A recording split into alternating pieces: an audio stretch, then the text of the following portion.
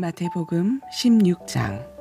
바리새인과 사두개인들이 또다시 예수께 달라붙어 자신을 입증해 보이라고 몰아세웠다. 예수께서 그들에게 말씀하셨다.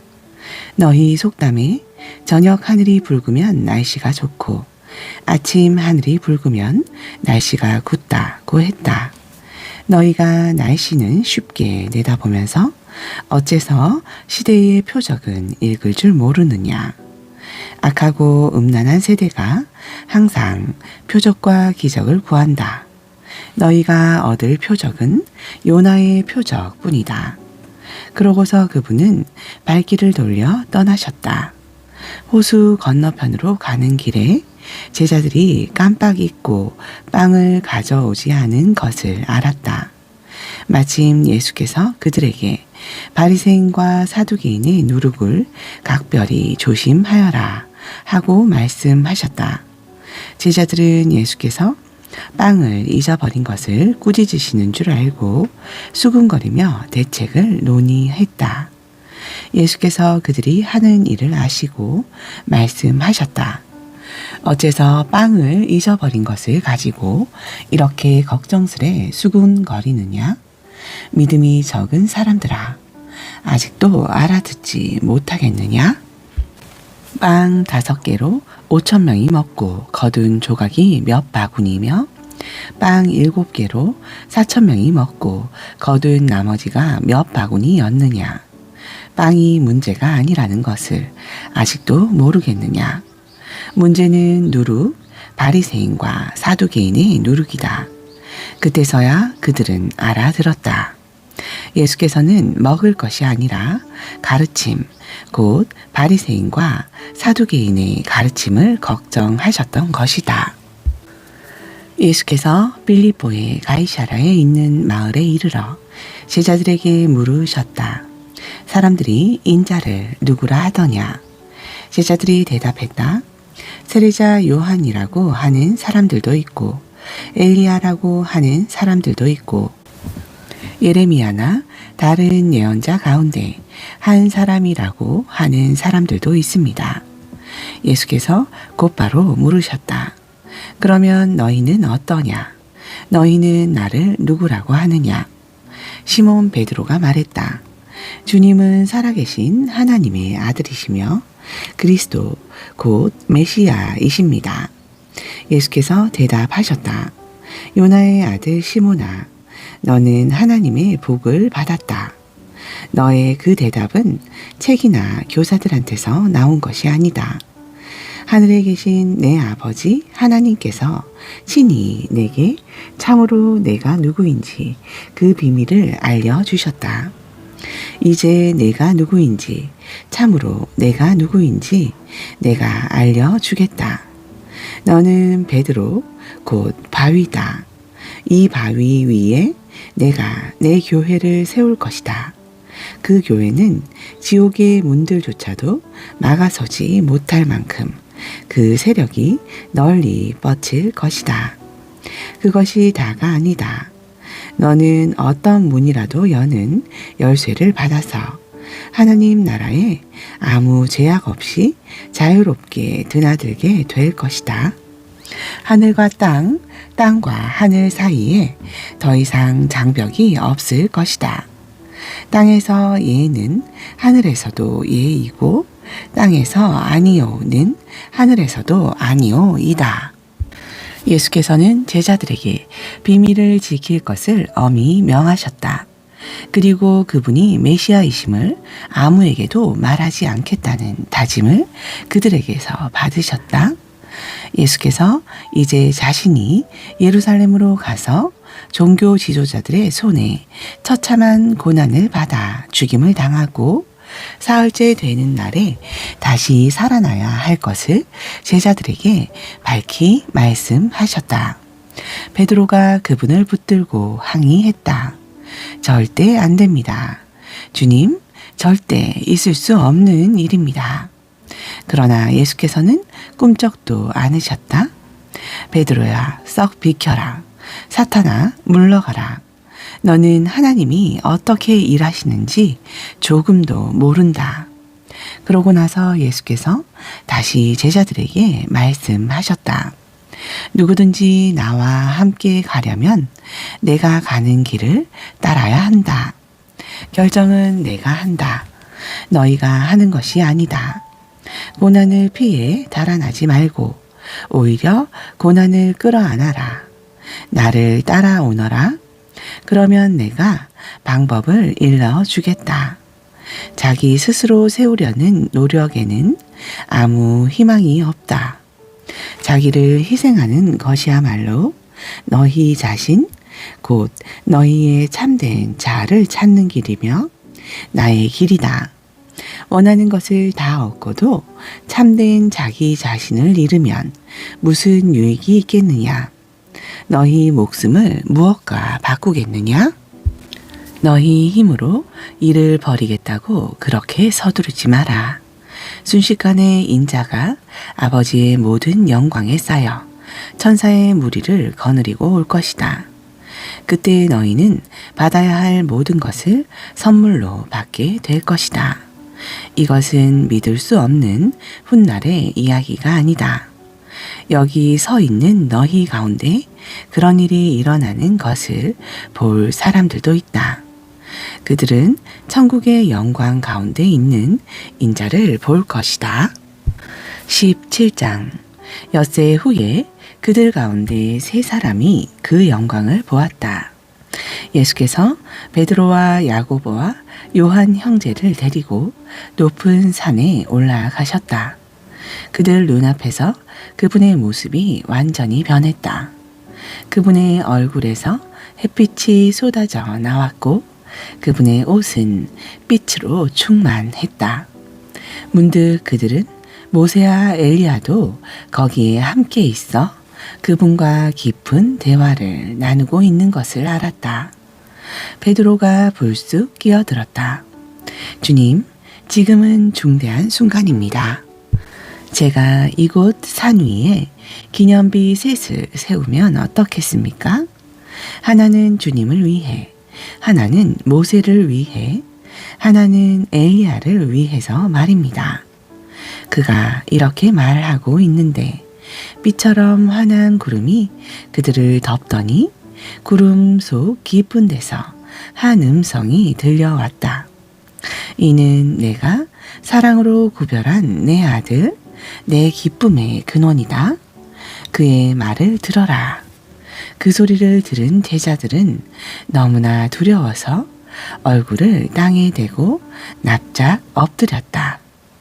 예수께서 가까이 오셔서 그들에게 손을 대셨다. 두려워 마라. 그들이 눈을 떠서 사방을 둘러보니 오직 예수밖에 보이지 않았다. 산을 내려오면서 예수께서 그들에게 비밀을 지킬 것을 엄히 명하셨다. 너희가 본 것을 한마디도 말하지 마라. 그러나 인자가 죽은 자들 가운데서 살아난 뒤에는 말해도 좋다. 중간에 제자들이 물었다.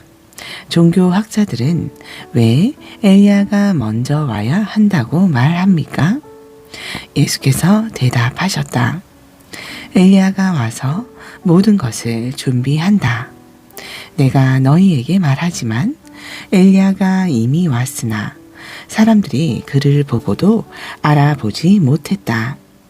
사람들이 그를 업신여겼고 사람들이 인자도 똑같이 업신여길 것이다. 그제야 제자들은 예수께서 내내 세례자 요한을 두고 하신 말씀임을 깨달았다. 그들이 산 밑으로 내려오니 사람들이 때를 지어 기다리고 있었다. 그들이 다가가자 한 남자가 무리 중에서 나와 무릎을 꿇고 간청했다. 주님, 제 아들을 불쌍히 여겨 주십시오. 아들이 정신을 잃고 발작을 일으키며 몹시 고통스러워하고 있습니다. 자주 불 속에 뛰어들기도 하고 어떤 때는 물 속에 뛰어들기도 합니다. 주님의 제자들에게 데리고 왔지만 그들은 속수무책입니다. 예수께서 말씀하셨다. 하나님도 모르고 삶의 중심도 없는 세대여. 내가 같은 말을 몇 번이나 해야 하느냐? 얼마나 더 참아야 하느냐? 아이를 이리 데려오너라. 예수께서 괴롭히는 귀신에게 나가라고 명하셨다. 그러자 귀신이 나갔다. 그때부터 아이가 멀쩡해졌다. 제자들이 예수와 따로 있게 되었을 때 물었다. 왜 저희는 쫓아내지 못했습니까? 너희가 아직 하나님을 진지하게 대하지 않아서 그렇다.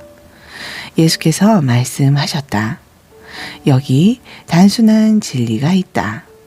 곧 너희에게 깨알 만한 믿음만 있어도 너희가 이 산더러 움직여라 하면 산이 움직일 것이다. 너희가 감당하지 못할 일은 아무것도 없다.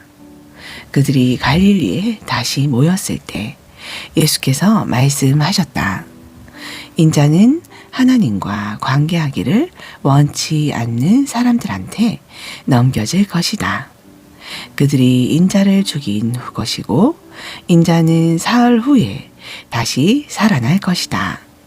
제자들은 몹시 두려워했다. 그들이 가버나움에 이르자 세금 징수원들이 베드로에게 와서 물었다. 당신네 선생님은 세금을 냅니까? 베드로가 말했다. 물론입니다. 베드로가 집에 들어가자 예수께서 먼저 물으셨다. 시몬아, 내 생각은 어떠냐? 왕이 세금을 거두면 누가 세금을 내느냐? 왕의 자녀들이냐? 백성이냐? 그가 대답했다. 백성입니다. 그러자 예수께서 말씀하셨다. 그럼 자녀들은 면제받는 것이 아니냐? 하지만 저들을 공연히 건드릴 것이 없으니 너는 호수에 가서 낚시를 던져 처음 무는 고기를 잡아 올려라. 고기의 입을 열면 동전 하나가 나올 것이다. 그것을 가져다가 세금 징수원들한테 주어라. 너와 내 몫으로 충분할 것이다. 18장. 그때 제자들이 예수께 와서 물었다. 하나님 나라에서는 누가 최고 서열에 오릅니까? 예수께서 그 대답으로 어린아이 하나를 불러다가 방 한가운데 세우고 말씀하셨다. 내가 단호하게 말한다.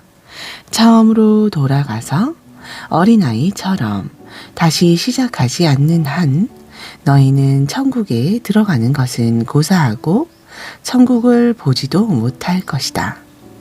누구든지 이 아이처럼 꾸밈없이 순진해지면 하나님 나라에서 높은 서열에 들 것이다. 또한 너희가 나를 생각해서 어린아이 같은 사람을 받아들이면 곧 나를 받아들이는 것과 같다. 그러나 너희가 그들을 괴롭히고 못살게 굴거나 그들의 순진한 믿음을 이용하면 너희는 곧 후회하게 될 것이다.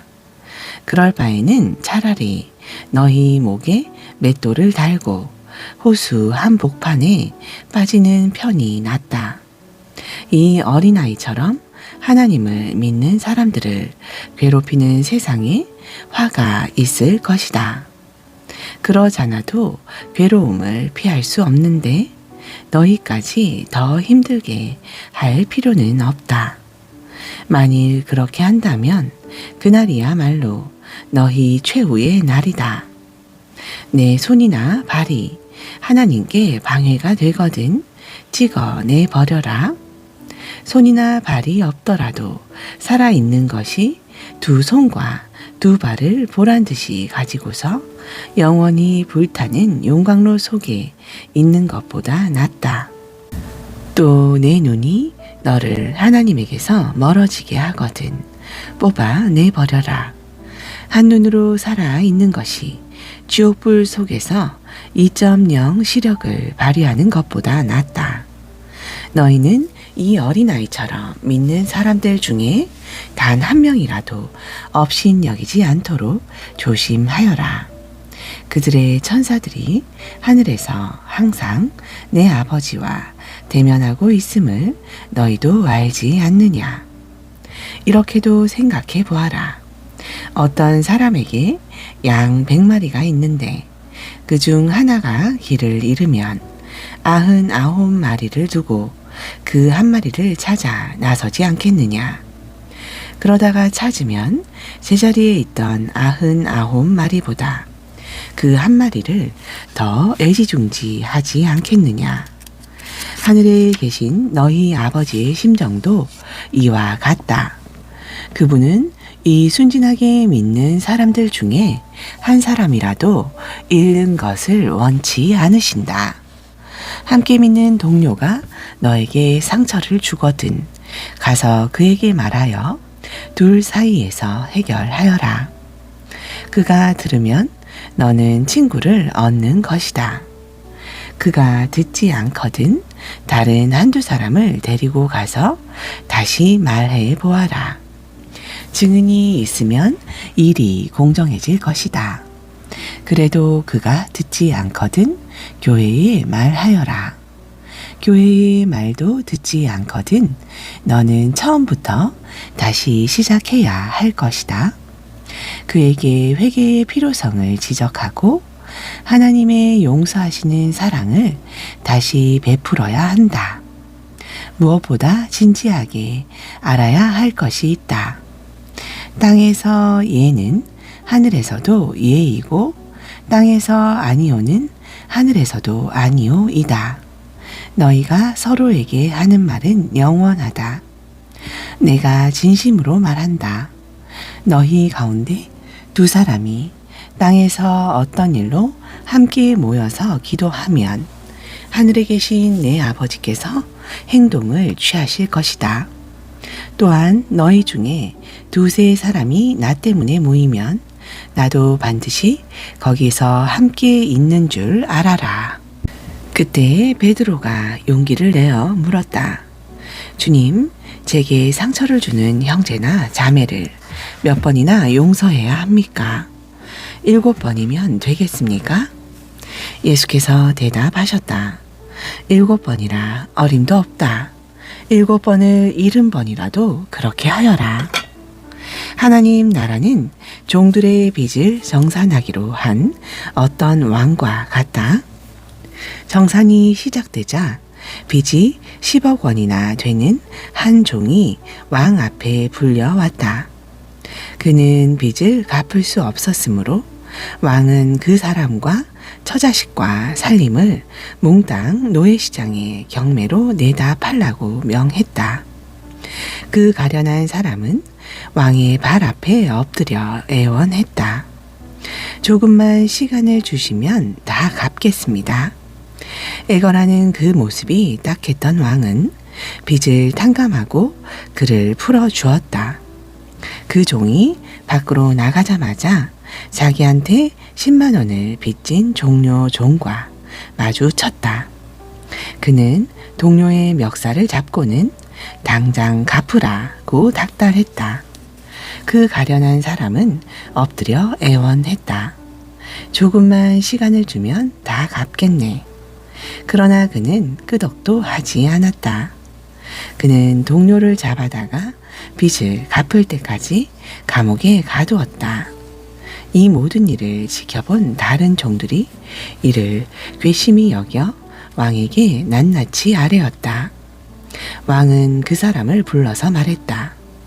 이 악한 종아, 내가 나에게 자비를 구하기에 나는 내 빚을 전부 탕감해 주었다. 그러면 너도 자비를 구하는 내 동료 종에게 자비를 베풀어야 마땅하지 않느냐. 왕은 불같이 노하여 그가 빚을 다 갚을 때까지 그를 엄하게 다루었다. 너희 각 사람이 자비를 구하는 사람을 조건 없이 용서하지 않으면 하늘에 계신 내 아버지께서도 너희 각 사람에게 똑같이 하실 것이다. 19장. 예수께서 이 가르침을 마치시고 갈릴리를 떠나 요단강 건너편 유대 지방으로 지나가셨다. 그곳에서 큰 무리가 따라오자 예수께서 그들을 고쳐주셨다. 하루는 바리새인들이 그분을 귀찮게 했다. 무엇이든 이유만 있으면 남자가 아내와 이혼하는 것이 율법에 맞습니까? 예수께서 대답하셨다. 너희는 창조주께서 본래 남자와 여자를 서로를 위해 지어주신 것을 성경에서 읽어보지 못했느냐? 그러므로 남자는 부모를 떠나 아내와 굳게 맺어져 한 몸이 된다. 더 이상 둘이 아니라 한 몸이다. 남자와 여자의 이 유기적인 연합은 하나님께서 창조하신 것이다. 그러니 누구도 그들을 갈라놓아서 그분의 작품을 모독해서는 안 된다. 그들이 반박하며 쏘아 붙였다. 그렇다면 모세는 왜 이혼 증서와 이혼 절차에 대한 지침을 주었습니까? 예수께서 말씀하셨다. 모세는 너희의 사악한 마음을 염려해서 이혼을 규정했지만 그것이 하나님의 처음 계획은 아니다. 너희는 처음 계획을 따라야 한다. 만일 너희가 정숙한 아내와 이혼하고 다른 여자와 결혼하면 너희는 간음죄를 짓는 것이다. 다만 배우자가 간음을 저지른 경우는 예외다. 예수의 제자들이 이 일을 달았다. 그것이 결혼의 조건이라면 우리는 막막합니다. 어쩌자고 결혼을 하겠습니까? 예수께서 말씀하셨다. 누구나 다 결혼 생활을 할 만큼 성숙한 것은 아니다. 결혼해서 살려면 어느 정도 자질과 은혜가 필요하다. 결혼은 모든 사람을 위한 것이 아니다. 나면서부터 결혼에 일절 관심이 없는 사람도 있다. 청혼을 받지 않거나 청혼에 응하지 않는 사람도 있다. 그런가 하면 하나님 나라를 위해 결혼하지 않기로 결심하는 사람도 있다. 그러나 너희가 성숙하여 결혼의 큰 뜻에 이룰 수 있겠거든 그렇게 하여라. 하루는 사람들이 예수께서 손을 얹어 기도해 주시기를 바라며 그분께 아이들을 데려왔다. 하지만 제자들이 그들을 쫓아냈다. 그러자 예수께서 끼어드셨다. 아이들을 그냥 두어라. 나한테 오는 것을 막지 마라. 하나님 나라는 이 아이들과 같은 사람들로 이루어진다. 예수께서 아이들에게 손을 얹어 기도해 주신 뒤에 떠나셨다. 또 하루는 어떤 사람이 예수를 막아서며 물었다. 선생님, 제가 무슨 선행을 해야 영원한 생명을 얻겠습니까? 예수께서 말씀하셨다. 어째서 나에게 선한 것이 무엇인지 묻느냐? 선하신 분은 하나님 한 분 뿐이시다. 하나님의 생명에 들어가고 싶거든 그분의 말씀대로 행하여라. 그 사람이 물었다. 구체적으로 어느 말씀입니까? 예수께서 말씀하셨다. 살인하지 말라. 간음하지 마라. 도둑질하지 마라. 거짓말하지 마라. 내 부모를 공경하라. 그리고 내 자신을 사랑하듯이 내 이웃을 사랑하라. 그 젊은이가 말했다. 제가 그것들을 다 지켰습니다. 무엇을 더 해야 하겠습니까? 예수께서 대답하셨다. 내게 있는 것 전부를 드리려거든 가서 내 재산을 팔아서 가난한 사람들에게 다 주어라. 그러면 내 모든 부가 하늘에 있게 될 것이다. 그런 다음 와서 나를 따라라. 그것은 그 젊은이가 전혀 예상치 못한 말씀이었다. 그는 기운이 쭉 빠져 예수를 떠나갔다. 그는 많은 것을 움켜쥐고 있어서 차마 그것을 놓을 수 없었다. 그가 떠나가는 모습을 보며 예수께서 제자들에게 말씀하셨다. 부자가 하나님 나라에 들어가는 것이 얼마나 어려운지 아느냐. 내가 너희에게 말한다. 부자가 하나님 나라에 들어가는 것보다 낙타를 급히 몰아 바늘귀를 통과하는 것이 더 쉽다. 제자들이 망연자실했다. 그러면 어느 누가 가망이 있겠습니까? 예수께서 그들을 유심히 바라보며 말씀하셨다. 너희 힘으로 해낼 수 있다고 생각하면 전혀 가망이 없다. 그러나 하나님께서 하실 수 있다고 믿으면 얼마든지 가능한 일이자. 그러자 베드로가 맞장구를 쳤다. 우리는 모든 것을 버리고 주님을 따랐습니다. 그래서 우리가 무엇을 얻겠습니까? 예수께서 대답하셨다. 그렇다. 너희는 나를 따랐다.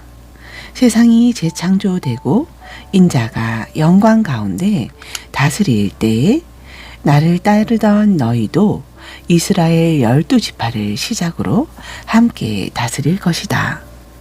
너희뿐 아니라 누구든지 나 때문에 집이나 가족이나 땅이나 그 무엇이든 희생하는 사람은 그 모든 것을 100배로 돌려받을 것이다. 영원한 생명을 덤으로 받을 것은 말할 것도 없다. 이것은 위대한 반전이다. 먼저였으나 나중되고 나중이었으나 먼저 될 사람이 많을 것이다. 20장 하나님 나라는 아침 일찍 자기 포도원에서 일할 일꾼들을 고용하러 나간 재산 관리인과 같다. 일꾼들은 일당 5만 원에 합의하고 일하러 갔다. 얼마 후 9시쯤에 관리인은 동네 공터에서 일 없이 어슬렁거리고 있는 다른 사람들을 보았다. 그는 그들에게 자기 포도원에 가서 일하라고 하면서 품삯을 상당히 쳐주겠다고 했다. 그들은 일하러 갔다. 관리인은 정오에도 그리고 3시에도 똑같이 그렇게 했다. 5시에 다시 나가보니 아직도 서성이는 사람들이 있었다. 그가 말했다. 당신들은 왜 하루 종일 하는 일 없이 서성거리고 있소? 그들이 말했다. 아무도 우리를 써주지 않아서 그렇습니다. 관리인은 그들에게 자기 포도원에 가서 일하라고 했다. 드디어 하루 일이 끝나자 포도원 주인이 작업 반장에게 지시했다. 일꾼들을 불러서 품삯을 주어라. 나중에 고용한 사람부터 시작해서 먼저 온 사람까지 그렇게 하여라. 5시에 고용된 사람들이 와서 각각 5만 원씩 받았다. 먼저 고용된 사람들이 그것을 보고는 자기들은 훨씬 더 받을 줄로 알았다. 그러나 그들도 똑같이 5만 원씩 받았다. 5만 원을 쥐고서 그들은 화가 나서 관리인에게 투덜거렸다. 마지막에 온 일꾼들은 고작 1시간밖에 일하지 않았는데도 하루 종일 땡볕에서 고생한 우리와 똑같이 대우했습니다. 관리인은 모두를 대신해서 말한 그 일꾼에게 대답했다. 친구여, 나는 부당하게 하지 않았소. 우리는 품삯을 5만 원에 합의하지 않았소. 그러니 받아가시오. 나는 맨 나중에 온 사람들에게도 당신들과 똑같이 주기로 정했소. 내 돈으로 내 마음대로 할 수도 없단 말이오. 내가 후하다고 해서 당신들이 인색해지려는 것이오. 여기에서 다시 한번 위대한 반전이 있다. 먼저였으나 나중되고 나중이었으나 먼저 될 사람이 많을 것이다. 예수께서 예루살렘을 향해 한참을 가시다가 12 제자를 길가로 따로 불러 말씀하셨다. 내 말을 잘 들어라. 우리는 지금 예루살렘으로 올라가는 길이다. 그곳에 가면 인자는 종교 지도자와 학자들에게 넘겨질 것이다. 그들은 인자에게 사형을 선고할 것이다. 그리고 인자를 로마 사람들에게 넘겨주어 조롱하고 고문하고 십자가에 못 박을 것이다. 그러나 사흘째 되는 날에 인자는 다시 살아날 것이다. 그때에 세베대의 아들들의 어머니가 두 아들과 함께 와서 예수 앞에 무릎을 꿇고 청했다. 무엇을 원하느냐? 예수께서 물으셨다. 그 여인이 말했다. 제 두 아들에게 주님 나라에서 최고 영광의 자리를 주십시오. 하나는 주님 오른편에, 하나는 주님 왼편에 두시겠다고 약속해 주십시오. 예수께서 대답하셨다. 너희는 너희가 무엇을 구하는지 모른다. 그러고는 야고보와 요한에게 말씀하셨다. 내가 마시려는 잔을 너희가 마실 수 있겠느냐? 그들이 말했다. 물론입니다. 왜 못 마시겠습니까? 예수께서 말씀하셨다. 생각해 보니 너희는 과연 내 잔을 마실 것이다. 그러나 영광의 자리를 주는 것은 내 소관이 아니다. 내 아버지께서 하시는 일이다. 다른 10 제자가 이 대화를 듣고는 분통을 터뜨렸다. 두 형제에게 아주 정나미가 떨어졌다. 예수께서 그들을 불러놓고 바로 잡아 주셨다. 하나님을 모르는 통치자들이 얼마나 위세를 부리며 작은 권력에 얼마나 빨리 취하는지 너희는 보았다. 너희는 그래서는 안 된다. 누구든지 크고자 하면 섬기는 사람이 되어야 한다. 너희 가운데 누구든지 첫째가 되고자 하면 먼저 종이 되어야 한다. 인자가 한 일이 바로 그것이다. 인자는 섬김을 받으러 온 것이 아니라 섬기러 왔다. 포로로 사로잡힌 많은 사람들을 살리기 위해 자기 목숨을 내어주려고 왔다. 그들이 여리고를 떠나려는데 큰 무리가 따라왔다. 그때 길가에 앉아있던 눈먼 두 사람과 마주쳤다. 두 사람은 예수께서 지나가신다는 말을 듣고는 갑자기 소리쳤다. 주님, 우리를 불쌍히 여겨 주십시오. 다윗의 자손이여, 불쌍히 여겨 주십시오. 무리가 그들을 조용히 시키려고 했으나 그들은 더 크게 소리쳤다. 주님, 우리를 불쌍히 여겨 주십시오. 다윗의 자손이여, 불쌍히 여겨 주십시오.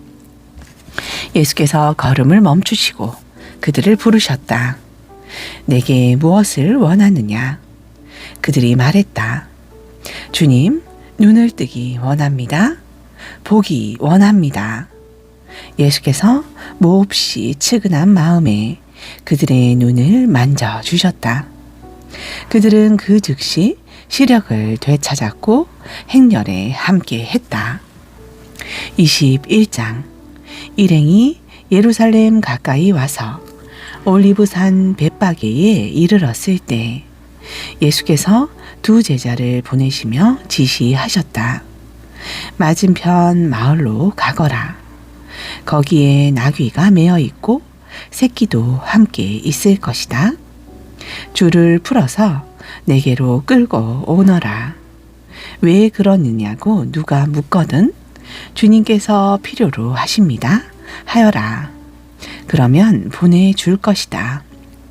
이것은 일찍이 예언자가 다음과 같이 그려낸 이야기의 전말이다. 시온의 딸에게 말하여라. 보아라, 너의 왕이 오시는데 의연하게 준비된 모습으로 나귀를 타셨으니 어린 나귀, 곧 짐 나르는 짐승의 새끼다. 제자들이 가서 예수께서 시키신 대로 했다. 그들이 나귀와 나귀 새끼를 끌어와서 그 위에 자기 옷을 펼치자 예수께서 올라타셨다. 무리 가운데 있던 대부분의 사람들이 길 위에 자기 옷을 펼쳐놓고 그분을 왕으로 맞이했다. 다른 사람들은 나뭇가지를 꺾어다가 길에다 깔며 그분을 환영했다.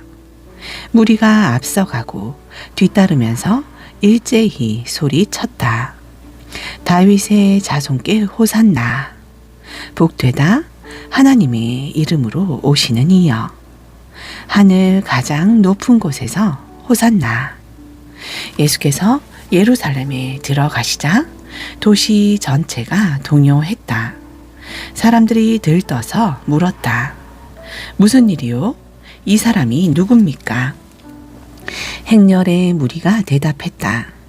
갈릴리 나사렛에서 나신 예언자 예수이십니다. 예수께서 곧바로 성전으로 가셔서 상점을 차려놓고 사고 파는 사람들을 모두 쫓아내셨다. 고리 대금업자들의 가판대와 비둘기 상인들의 진열대도 뒤엎으셨다. 예수께서 다음 말씀을 인용하셨다. 내 집은 기도하는 집이라고 일컬어졌다. 그런데 너희는 그곳을 도둑의 소굴로 만들어 버렸다. 그제야 눈먼 사람과 다리를 저는 사람들이 들어설 자리가 생겼다. 그들이 예수께 오니 예수께서 그들을 고쳐 주셨다. 종교 지도자들은 예수께서 하시는 엄청난 일들을 보고 또 성전에서 내달리며 다윗의 자손께 호산나 하고 외치는 아이들의 소리를 듣고는 발끈하여 예수께 따졌다. 이 아이들이 뭐라고 말하는지 듣고 있소? 예수께서 말씀하셨다. 물론 듣고 있다.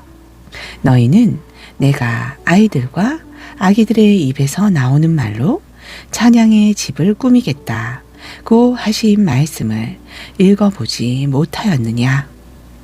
예수께서 진저리를 내시며 돌아서서 그 도성을 떠나셨다. 베다니로 가셔서 그곳에서 밤을 지내셨다. 이튿날 아침 일찍 다시 그 도성으로 가시는데 예수께서 배가 고프셨다. 예수께서 길가에 있는 무화과 나무 한 그루를 보시고 무화과로 아침 끼니를 때울까 하여 가까이 다가가셨다. 나무 옆에 가서 보니 무화과 잎사귀 밖에 없었다. 예수께서 이제부터 이 나무에 영원히 무화과가 열리지 않을 것이다 하고 말씀하셨다. 그 즉시 무화과 나무가 마른 낙대기처럼 말라 버렸다. 이것을 본 제자들이 눈을 비비며 말했다. 우리가 본 것이 정말인가? 방금 전까지도 잎이 무성한 나무였는데 금세 마른 막대기가 되다니. 예수께서 차분히 말씀하셨다. 그렇다. 너희가 이 천국의 삶을 품고 하나님을 의심하지 않으면 너희도 내가 무화과 나무에 한 것처럼 작은 일들을 행하고 또한 큰 장애물까지 극복하게 될 것이다. 예컨대 너희가 이 산더러 가서 호수에 뛰어들어라 하고 말하면 산이 뛰어들 것이다. 너희가 믿음으로 기도하고 하나님을 붙들기만 하면 작은 일에서 큰 일까지 모든 일이 다 그렇게 될 것이다. 이후에 예수께서 다시 성전에서 가르치고 계셨다. 대제사장과 백성의 지도자들이 다가와서 따졌다. 당신의 신임장을 보여주시오. 누구의 권한으로 여기서 가르치는 겁니까? 예수께서 대답하셨다. 먼저 한 가지 묻겠다. 너희가 내 물음에 답하면 나도 너희 물음에 답하겠다. 요한의 세례에 관한 것인데 그것이 누구에게서 온 권한이냐? 하늘이냐 사람이냐? 그들은 자기들이 궁지에 몰린 것을 알아차리고는 뒤로 물러나와 모여서 수군거렸다. 하늘이라고 하면 왜 요한을 믿지 않았느냐고 물을 것이고 사람이라고 하면 온 백성이 요한을 예언자로 떠받드니 우리가 백성 앞에서 몹시 난처해진다. 그들은 이번은 예수께 양보하기로 했다. 우리는 모르오. 그들이 대답했다. 예수께서 말씀하셨다. 그렇다면 나도 너희의 물음에 대답하지 않겠다. 이 이야기를 듣고 너희 생각을 말해 보아라. 어떤 사람에게 두 아들이 있었다. 그가 큰 아들에게 가서 말했다. 얘야, 오늘 포도원에 가서 일하여라. 아들은 싫습니다 하고 대답했다. 그러나 나중에 생각을 고쳐먹고 포도원으로 갔다. 아버지가 작은 아들에게도 똑같이 명했다.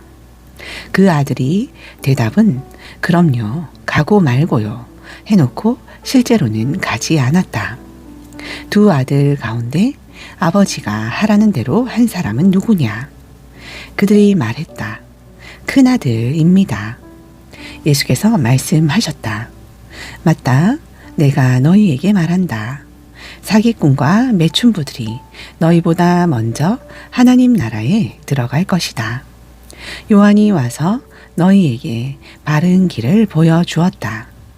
너희는 그에게 코웃음을 쳤으나 사기꾼과 매춘부들은 그를 믿었다. 그들의 달라진 삶을 보았으면서도 너희는 도무지 그를 믿고 달라질 생각이 없었다. 여기 다른 이야기가 있다. 잘 들어라. 어떤 부자 농부가 포도원을 세웠다.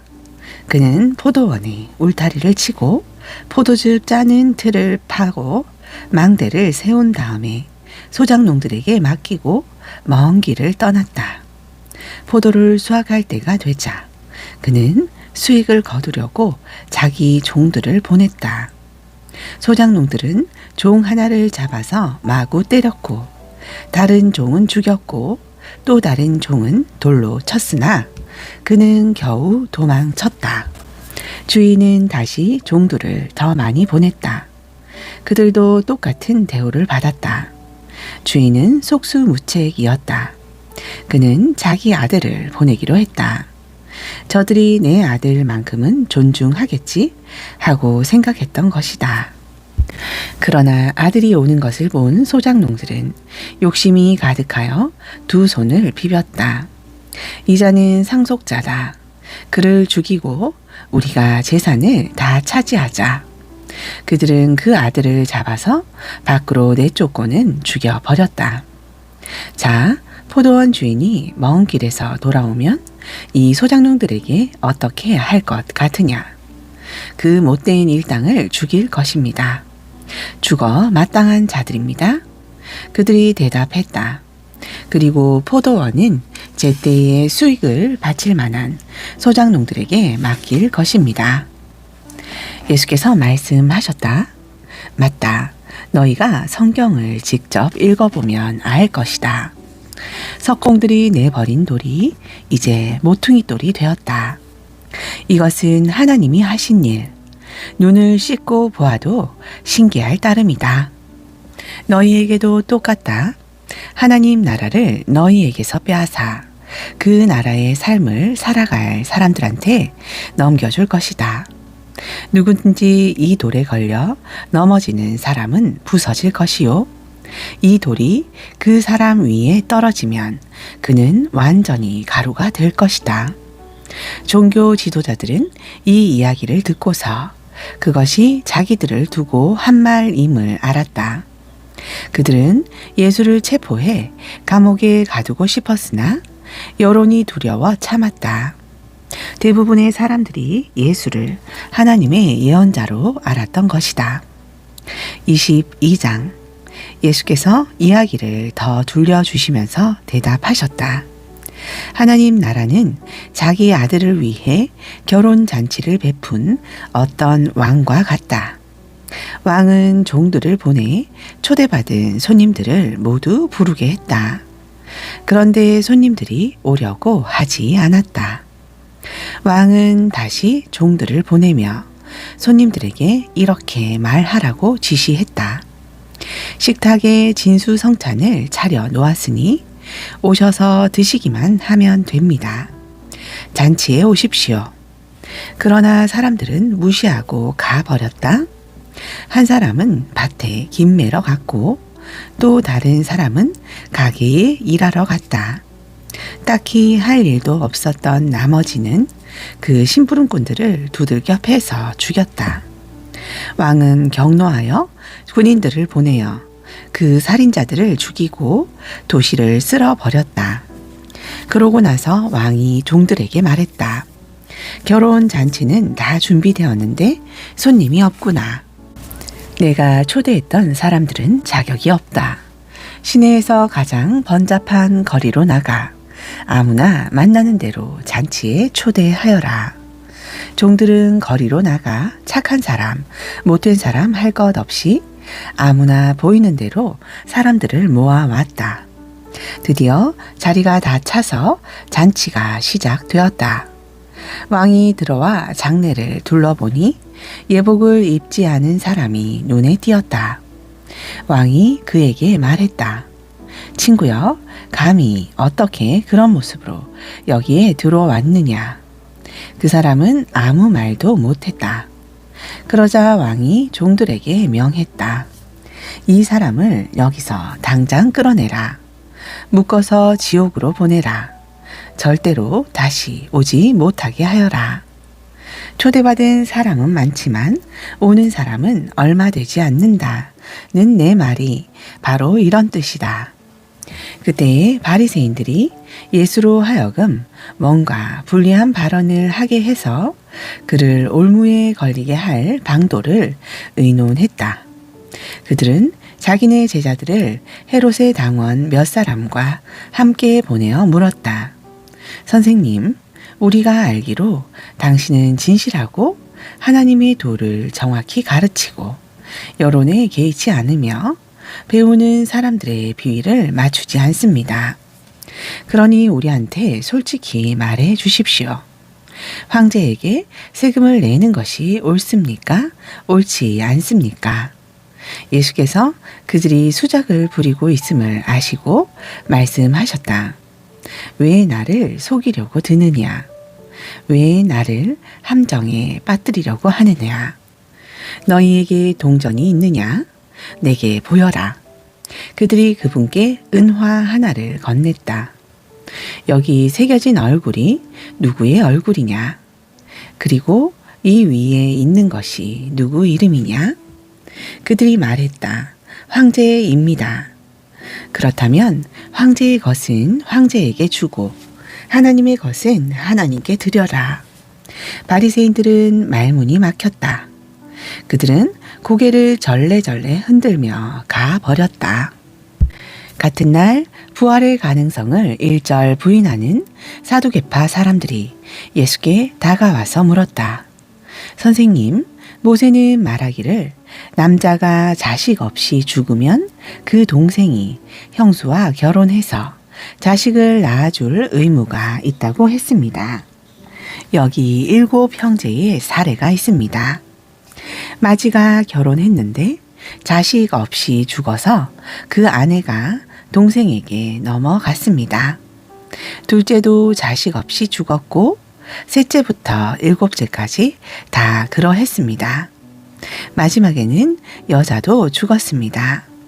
우리의 질문은 이것입니다. 이 여자는 7 형제 모두의 아내였는데 부활 때에는 누구의 아내가 됩니까? 예수께서 대답하셨다. 너희는 2가지를 크게 잘못 생각하고 있다. 너희는 성경을 모르고 하나님께서 일하시는 방식을 모른다. 부활 때에는 결혼할 일이 없다. 그때 사람들은 천사들처럼 되어서 하나님과 최고의 기쁨과 친밀감을 나눌 것이다. 그리고 죽은 사람의 부활 여부를 둘러싼 너희 추측에 관한 것인데 너희는 성경도 읽지 않느냐. 하나님께서는 분명히 현재 시제로 나는 아브라함의 하나님, 이삭의 하나님, 야곱의 하나님이다 라고 말씀하셨다. 이었다 라고 말씀하지 않으셨다. 살아계신 하나님은 자신을 죽은 자의 하나님이 아니라 산자의 하나님으로 정의하신다. 이 대화를 듣던 무리가 깊은 감동을 받았다. 예수께서 사두개인들을 압도하셨다는 말을 들은 바리새인들이 힘을 모아 공격에 나섰다. 그 중에 한 종교학자가 대표로 나서서 그분을 무안하게 할 만하다고 여긴 질문을 던졌다. 선생님, 하나님의 율법에서 어느 계명이 가장 중요합니까? 예수께서 말씀하셨다. 내 열정과 간구와 지성을 다해 주 너의 하나님을 사랑하라. 이것이 가장 중요하고 으뜸 가는 계명이다. 그리고 그 옆에 나란히 두어야 할 두 번째 계명이 있다. 내 자신을 사랑하는 것 같이 다른 사람을 사랑하라. 이 두 계명은 쐐기목과 같다. 하나님의 율법과 예언서의 모든 것이 이 두 계명에 달려 있다. 바리새인들이 다시 모이자 이번에는 예수께서 시험하는 질문으로 그들의 혀를 찌르셨다. 너희는 그리스도를 어떻게 생각하느냐? 그가 누구의 자손이냐? 그들이 다윗의 자손입니다. 하고 말했다. 예수께서 되받으셨다. 그리스도가 다윗의 자손이라면 다윗이 영감을 받아서 그리스도를 자신의 주님이라고 부른 사실을 너희는 어떻게 설명하겠느냐? 하나님께서 내 주님께 말씀하셨다. 내가 내 원수들을 내 발판이 되게 하기까지 너는 여기 내 오른편에 앉아 있어라. 다윗이 그를 주님이라고 부르는데 그가 어떻게 동시에 다윗의 자손이 될 수 있느냐? 문자주의자인 그들은 거기서 막혔다. 그들은 남들이 보는 변론에서 또다시 체면을 잃기 싫어 아예 질문하는 것을 그만두었다. 23장. 이제 예수께서 제자들과 그 곁에 함께 모인 무리를 보시며 말씀하셨다. 종교학자와 바리새인들은 하나님의 율법에 관해서라면 유능한 교사들이다. 모세에 관한 그들의 가르침을 따른다면 너희는 잘못될 일이 없을 것이다. 그러나 그들을 따르는 것은 조심하여라. 그들이 말은 잘하지만 그 말대로 살지는 않는다. 그들은 그것을 마음에 새겨 행동으로 옮기지 않는다. 모두 겉만 번지르르한 가식이다. 그들은 하나님의 율법을 하나님의 잔치상에서 먹고 마시는 양식과 음료로 제시하지 않고 규칙 다발로 묶어서는 마치 말이나 소에게 하듯 너희에게 잔뜩 짐을 지운다. 그들은 너희가 그 짐을 지고 비틀거리는 모습을 보면서 즐거워하는 것 같고 손가락 하나라도 까딱하여 도와줄 생각은 하지 않는다. 그들의 삶은 끝없는 패션쇼다. 오늘은 수놓은 기도쇼를 두르고 내일은 현란한 기도를 올린다. 그들은 교회 식사 때 상석에 앉고 가장 중요한 자리를 차지하며 사람들의 치켜 세우는 말에 우쭐하면서 명예학위를 받고 박사님과 목사님으로 불리기를 좋아한다. 너희는 사람들에게 그런 대접을 받지 않도록 하여라. 사람들이 너희를 우러러보지 말게 하여라. 너희 모두에게 스승은 한 분이시며 너희는 다 동급생이다. 사람들을 너희 삶의 전문가로 여긴 나머지 그들이 시키는 대로 하지 마라. 그 권위는 하나님의 몫으로 남겨두고 그분이 명하시는 대로 하여라. 어느 누구도 아버지로 불려서는 안 된다. 너희 아버지는 오직 한 분이시며 그분은 하늘에 계신다. 또 사람들의 술책에 넘어가 그들의 지도자가 되지 마라. 너희에게나 그들에게나 인생의 스승은 오직 한 분, 그리스도 뿐이시다. 돋보이고 싶으냐? 그러면 내려서서 종이 되어라. 목에 너무 힘을 주면 결국 숨이 턱에 차서 틀어지고 만다.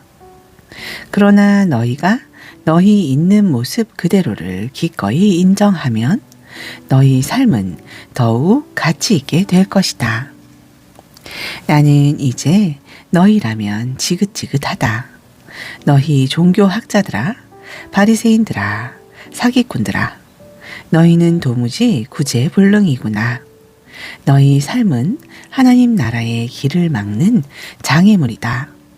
너희도 들어가지 않으면서 다른 누구도 들어가지 못하게 하는구나.